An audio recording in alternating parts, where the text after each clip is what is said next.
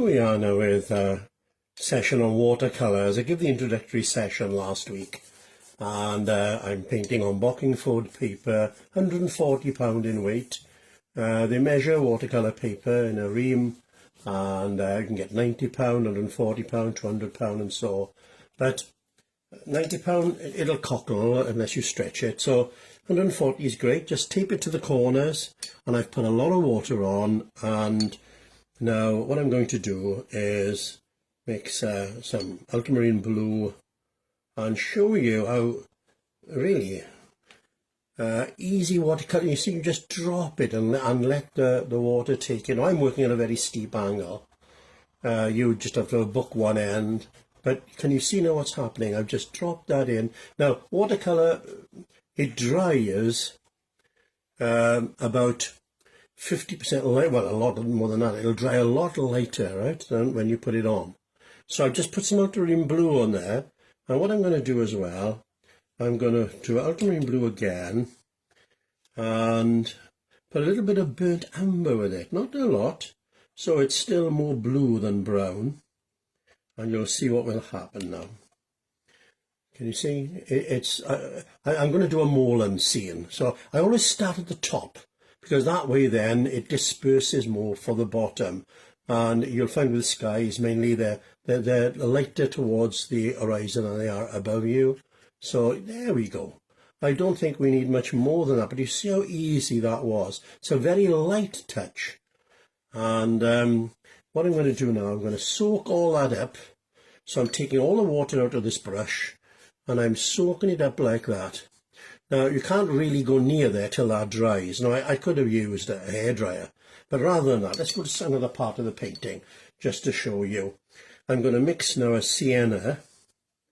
It's like some Moorland scene. We can do what we want here, really, because there's no buildings or anything to follow, just a sense of light. I'm going to have the light catching there. I'm going to make that the focal point. But I'm not going right up to the top here.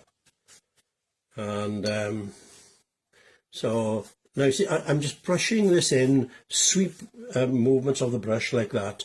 You don't patter it like fine bread and you end up with holes in it. You don't want to be pattering it. You want to light strokes. Now let's get some, we'll mess around here. We'll get some light red in as well, look. Let's get that in as well, where you got like bracken going off, you know. But I want to keep that area light, so I don't want to go up to that area at all just yet. And then what we'll do, why not put I'm putting some ultramarine blue now with that light red, and I want to get a definite crisp line there, and just so but you can see this is just very loose, and you can drop colours in here then when it's going off a bit. So let's just leave that there like that. And then what I'm going to do is get back to this sienna again, this raw sienna, and I'm not going up to the very edge, look. I'm keeping away, or it'll merge with it too much really. And what I'm going to do then is get some light red in here again. So I'm working on all these colours, but now it's a bit bolder if you notice. It's and I'm going to work again ultramarine blue with the light red, but I'm putting it on stronger. That means there's less water really. When I say it's stronger, it means I've got less water, more paint, and it just comes darker then.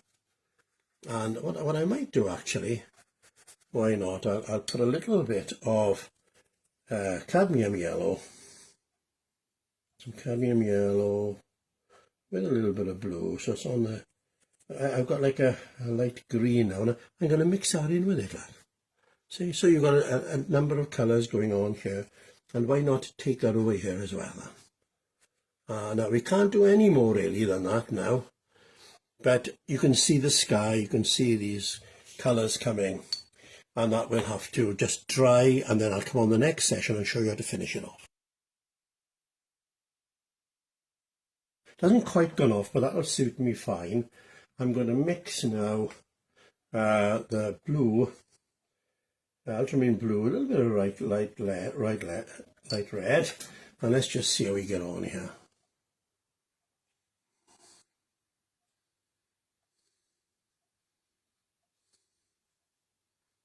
Now you see, I can have it hit and miss where you got the light as it were coming through there, and that's fine. So let's. And what I might do, look, I'm going to get a hill in the distance here. Let me just show you. If I have that blue, then that's a hill then in the distance there. See that?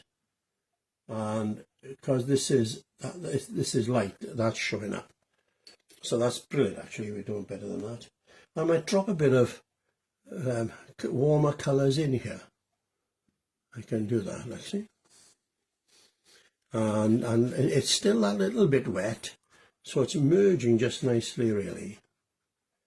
But I'm going to come to the top there, I think, and give that more of. There we go, I think that'll be better.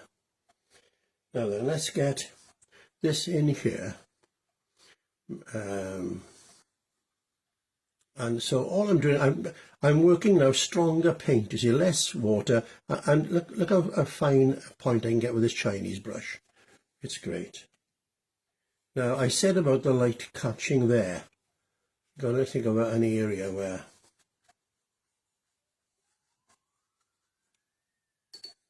So let's be, I'm going to vary all this. I've got some blues here, so it's not on the red side like there. See, that's more blue than there.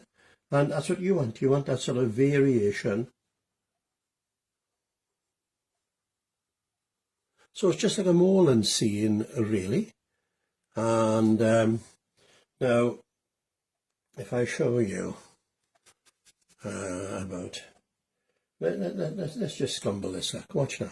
I'm going to use the brush on its side and flick it up, and that way it gives the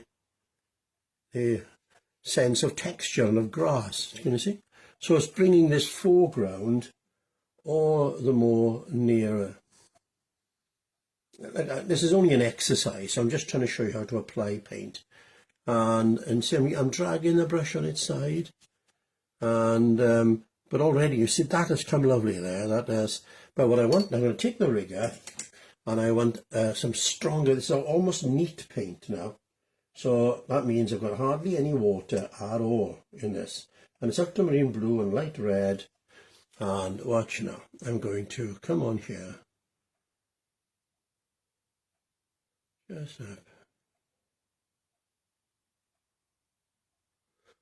And it's only a light touch.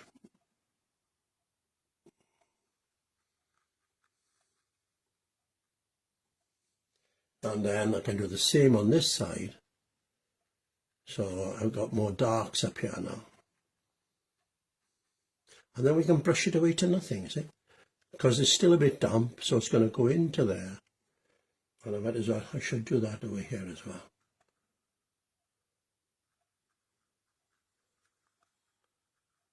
Let's get a bit of a more depth. There we go. And bring it down there, that side. And then we can just work on that in parts.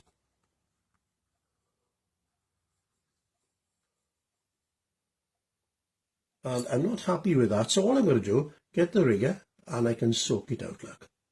Just use it like a sponge, and it'll soften that area, so that, can you see what's happening? That side is darker, just getting too uniform. But can you see? And I can do the same up here. I've taken the water out of the brush, and I'm soaking the paint, and so you've got a softness then.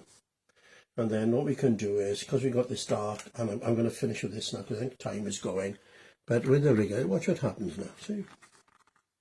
I'm just brushing it along on its side and flicking it up as I go, and you've got the effect of texture. Now, if I had the white gouache out, which I'll show you next week, I could have put gouache by here, and it would have been, I could have got light rocks in and that sort of thing in, and I'll show you that next time. But that's enough as an exercise for now. If I put a mount on it, you watch now the difference that will make.